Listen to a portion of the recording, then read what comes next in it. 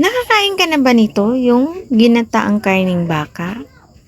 Alam ko yung iba, marami kasing way kung paano natin lutuin ang karni, no? Sa amin kasi mga Muslim, mahilig kami ginataang karning baka. So masarap po yan mga sisi.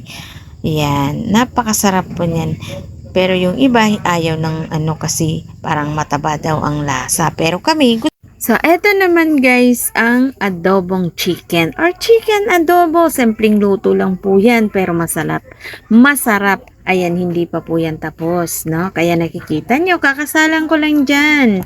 No? Pero napapansin nyo, parang ano po yan? Parang pastil or kagikit. Ano yung ng kagikit?